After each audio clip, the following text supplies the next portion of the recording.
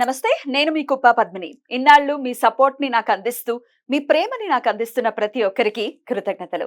ఇప్పుడు చూడబోతున్న ఈ వీడియో కూడా ఖచ్చితంగా మీకు ఉపయోగపడుతుంది. లైక్, షేర్ అండ్ సబ్స్క్రైబ్ చేసి మీ ఇష్టాన్ని అలాగే మీ సపోర్ట్ ని నాకు అందించండి. అలాగే ఈ వీడియో పట్ల మీ అభిప్రాయాన్ని కమెంట్ సెక్షన్ లో కమెంట్ చేసి నాకు తెలియజేయండి. నమస్తే, వెల్కమ్ టు అవర్ ఛానల్. నేను కుప్ప పద్మిని. ప్రస్తుతంతో పాటు ప్రముఖ ఆధ్యాత్మికవేత్త, వాస్తు జ్యోతిష పండితులు, లలిత ఉపాసకులు, వాస్తు జ్యోతిష శిక్షణ నిపుణులు బ్రహ్మశ్రీ నానాజీ పట్నాయక్ గారు మనతో పాటు ఉన్నారు. మాట్లాడతాం సార్. నమస్తే సార్. శ్రీమాత్రే నమః. సార్, మాఘ అమావాస్య వచ్చేస్తోంది. శనివారం సాయంత్రం మొదలవుతోంది అమావాస్య తిథి. ఆదివారం మధ్యాహ్నం వరకు ఉంటుంది. ఎప్పుడు చేసుకోవచ్చు? ఈ అమావాస్యని ఎలా వినియోగించుకోవచ్చు సార్? ఈ అమావాస్య ప్రత్యేకంగా ఏంటంటే అమ్మ, కుంభరాశిలో జరుగుతుంది అమావాస్య. ఎప్పుడైనా సరే గుర్తుపెట్టుకోండి, కుంభరాశిలో అమావాస్య జరిగింది అంటే వాళ్ళు ఎప్పటి నుంచో ఉన్నటువంటి సంకల్పం నెరవేరడానికి అమ్మవారు అనుగ్రహిస్తుంది అని అర్థం అనమాట. ఇప్పుడు మనకి జ్యోతిష్శాస్త్రంలో 3, 7, 11 స్థానాలు అంటారు. 3 అంటే మీ ప్రయత్నం, 7 అంటే ఆ ప్రయత్నం కంటిన్యూ అవ్వడం. అంటే ఉదాహరణకి ఇక్కడ నుంచి ప్రారంభం అయ్యారు, 3 అంటే ప్రారంభం అవ్వడం, 7 అంటే ఒక జర్నీ సాగడం, 11 అనేటువంటి డెస్టినీని రీచ్ అవ్వడం. సో 3, 7, 11 కాంబినేషన్ అంటారు. అందుకే 3వ స్థానం అనేది మనకి కామన్ గా చూసుకున్నట్లయితే ధైర్య స్థానంగా చెప్తారు, దారిద్ర స్థానంగా చెప్తారు. రెండో అది. 3వ స్థానాన్ని ఎవరికైనా చూడండి, ఇప్పుడు మనకి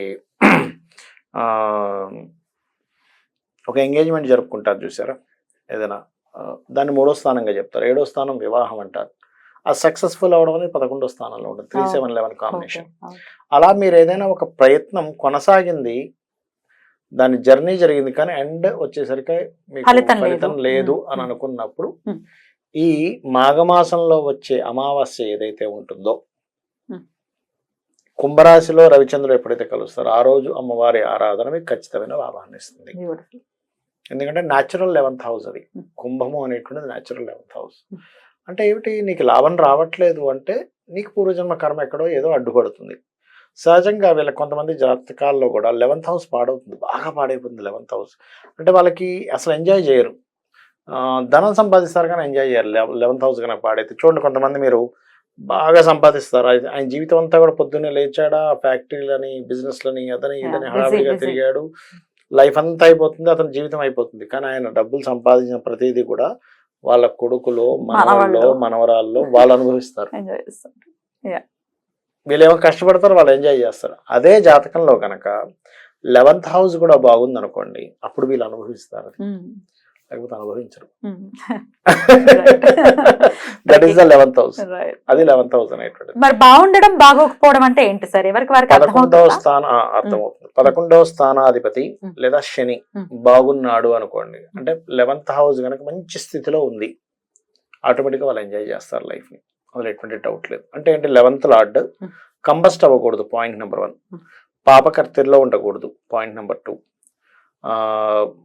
దాన్ని కొన్ని అవస్థలు ఉంటాయి, బాల్యావస్థలో ఉన్నా సరే పెద్దగా అది ఫ్రూట్స్ ఇవ్వదు. బాల్యావస్థ అంటే స్టార్టింగ్ డిగ్రీస్ లో ఉంటుంది బాల్యావస్థలో ఉన్నా కూడా. అదే విధంగా వృద్ధావస్థలో ఉంటుంది, అంటే ఎండింగ్ డిగ్రీస్ లో ఉంటుంది, అప్పుడు కూడా సరిగ్గా ఇవ్వదు రిజల్ట్. షడ్బలాల్లో తక్కువ షడ్బలాలు ఉంటాయి దానికి, అప్పుడు కూడా రిజల్ట్ సరిగ్గా ఇవ్వదు. ఇలాగా దాని అంశ చక్రంలో, ఇప్పుడు మనకి రాశి చక్రంలో ఉచ్చల స్థితిలో ఉంది కానీ అంశ చక్రంలో నీచంలో పడింది అనుకోండి, ఇవ్వదు. అంటే స్టార్టింగ్ లో అది అద్భుతంగా అనిపించినట్టు అనిపించి దాని తర్వాత డౌన్ ఫాల్ స్టార్ట్ అవుతుంది. ఆ రకంగా లాభస్థానం పాడైతే వాళ్ళు ఎంజాయ్ చేయరు లైఫ్. సక్సెస్ అనేటువంటిది ఎంజాయ్ చేయరు. మీరు గమనించవచ్చు, లగ్నంలో కనుక దారిద్ర యోగం పడి లాభస్థానం పాడైపోయిందంటే ఇంక జీవితం ఇంకా. అలాంటప్పుడు కూడా మన జీవితం మారేది అమావాస్య నాడు చేసే అమ్మవారి పూజ. దానికి కూడా ఉంది, దానికి కూడా ఉంది. మీరేం కంగారు పడద్దని చెప్తుంది అమ్మవారు. మాకు కావాల్సింది, ఎందుకంటే ఫస్ట్ ఆఫ్ ఆల్ సబ్జెక్ట్ గురించి నాలెడ్జ్ ఉండొచ్చు, ఉండకపోవచ్చు, అర్థం కాకపోవచ్చు, జాతకం ఉండొచ్చు, ఉండకపోవచ్చు. ఒకవేళ నిజంగానే జాతకం తెలిసి మా జాతకం ఇలాగే ఉందండి, మరి మాకేంటి ప్రత్యామ్నాయం? అంటే ఒకటే, అమావాస్య ప్రత్యేకంగా అమ్మవారి ఆరాధనలో లలితా సహస్రనామాలు చదవడము లేదా వినడం తప్పేం కాదమ్మా. వినడం తప్పని ఎవరైనా ప్రచారాలు చేస్తారు, విష్ణు సహస్రనామాలు కానీ లలిత సహస్రనామాలు కానీ వినడం తప్పు అని ప్రచారం చేశారంటే దానంత పాపం మరొకట్లేదు. అది మనం వినొద్దు, ఆ మాట వినొద్దు కరెక్ట్ చెప్పారు. వినడం తప్పింది అవుతుంది, అది పాపం ఆ వినడం. నమస్కారం పెట్టి మన పరిమాణం చక్కగా వినొచ్చు, లలిత వినొచ్చు, విష్ణువు వినొచ్చు సహస్రనామాలు. అయితే ఆ రోజు అమావాస్య ఉపవాస నియమాలు ఉన్నట్లయితే ఉపవాసం ఉండొచ్చు, తప్పేం ఉంటారా కాదు. సార్? ఉంటారు కొంతమంది ఉంటారు. మ్మ్. మ్మ్. అంటే అమ్మవారి ఆరాధకులు ప్రత్యేకంగా ఉంటారు, అమావాస్య పూజ చేసే వాళ్ళు ఉంటారు Right. ప్రత్యేకంగా. Hmm. అంటే అమావాస్యకి చంద్రుడు ఎందుకు ఉంటారంటే చెప్తాను చూడండి. ఫుడ్ కారకుడు చంద్రుడు కదా, అవును సార్. ఆ చంద్రుడు క్షీణించున్నాడు, అందుకని ఫుడ్ లోపల తీసుకోవడం వాళ్ళు ఇష్టపడరు. అంటే రవి ఉపాసకులు ఉన్నారు. మా తాతగారు, మా మదర్ వాళ్ళ ఫాదర్ సూర్య ఉపాసకులు. అవును. ఆయన మబ్బు పట్టింది అనుకోండి, నీళ్లు కూడా ముట్టుకునేవారు కాదు. బా బా 10 రోజులు మబ్బు పట్టేసింది, 10 రోజులు ముట్టుకునేవారు కాదు ఆయన. అయ్యి బాబాయ్, మరి ఎలాగా? అంతే, ఆయనకి అసలు అంటే ఇంకా ఆకలేస్తుంది ఇట్లాంటివి ఉండేవి కాదు. ఇది కదా ప్రేమ అంటే నిజంగా మ్మ్. కదా. మ్మ్. గుజరాత్ లో చాలా మంది ఇలాగే మబ్బుకు వాళ్ళు ఉంటే కనుక వాళ్ళు తిండి వంటలు తీసుకో. చేసుకోవడం తినడం. చేయరు. అది చాలా గొప్ప విషయం. డెఫినెట్లీ. అది మంచి ఫలితం కూడా ఇస్తుంది అది. ఓకే. Right. అయితే అమావాస్య ఉదయం అంతా రోజు. ఉదయం అంతా మ్మ్. వీళ్ళు మ్మ్. తినకుండా చక్కగా ఉపవాసం ఉండి మ్మ్. సాయంత్ర సమయంలో మ్మ్. ప్రత్యేకంగా అమ్మవారికి అమావాస్య నాడు చేసే పూజల్లో ఉదయం పూట గనక, అంటే ఇంకా బాగా శని దోషాలు బాగా ఇబ్బంది ఉన్నాయనుకోండి, మ్మ్. ప్రత్యేకంగా కుంభరాశిలో జరిగే అమావాస్యకి నూనె దానంగా ఇవ్వాలి. నూనె కానీ నువ్వులు కానీ దానంగా ఉదయం పూట ఇచ్చి మీరు ఉపవాసంతో ఉంటూ ఆ దానాన్ని ఇచ్చేసి అమావాస్య నాడు రాత్రిపూట ప్రత్యేకంగా ఏం చేస్తారంటే 9 గంటల ప్రాంతంలో చేస్తారు. అంటే మరి అర్ధరాత్రి ఇప్పుడు చేయమని చెప్పట్లేదు, 8-9 ప్రాంతంలో చేయమని అదే చెప్తున్నా. అదే 9 గంటల ప్రాంతంలో అమ్మవారికి సంబంధించినటువంటి నామస్మరణ ఏవైతే ఉంటాయో కుంకుమతో ఒక్కొక్క నామాన్ని శ్రీమాత్రే నమః పూజేశాం. శ్రీ మహారాజ్ఞి, శ్రీమత్ సింహాసనేశ్వరి, చిదగ్నికుండ సంభూత అనుకుంటే ఒక్కొక్కటి అలాగా దేవకార్య సముజ్జత అలాగనగా చేసినట్లయితే అమావాస్య నాడు అమ్మవారి యొక్క అనుగ్రహం అంటే ఏమి లేదు. అంత చీకట్లో నువ్వు అమ్మవారిని, చీకటితో ఉన్నటువంటి రోజు అమావాస్య రోజు నువ్వు గనక అమ్మవారిని సేవించినట్లయితే నీ జీవితంలో ఉన్న చీకటిని అమ్మవారు తొలగిస్తుంది. ఇంకంతకన్నా ఏం కావాలి? ఇంకేం కావాలి? రైట్.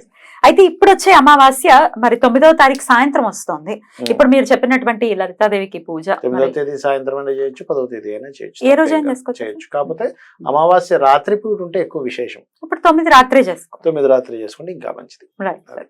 అయితే మరి ఇక 10వ తారీఖు పొద్దున్నే పితృదేవతలకు కూడా ఎక్కువ చెప్తూ ఉంటారు అవును. సార్ అమావాస్య. ఏం చేసుకోవచ్చు సార్ పితృదేవతలు? పితృదేవతలు ఒకటే గుర్తుపెట్టుకోండి, మనకి శాస్త్రాలు చెప్పినటువంటిది, మీకు ఏ తిథి వారాలు తెలియలేదు చెప్పలేదు, స్వయం పాకం ఇవ్వచ్చు. లేదు తెలిసి కూడా ఆల్రెడీ మేము సంవత్సరం చేస్తున్నామండి, ఇది ఇవ్వచ్చా, ఖచ్చితంగా ఇవ్వాలి అని చెప్తానండి. ఇవ్వచ్చాగా అసలు క్వశ్చనే కాదు, చేయడమే. ఖచ్చితంగా మీరు ఇవ్వాలి. Right sir.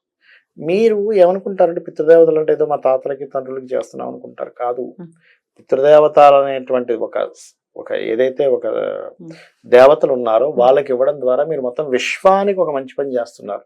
విశ్వంలో ఉన్న ప్రతి ప్రాణికి కూడా మీ ద్వారా ఎంతో కొంత అందుతూ ఉంటుంది పితృదేవత ఆరాధన ద్వారా. అది మైండ్ లో ఉండి చేయాలి. రైట్.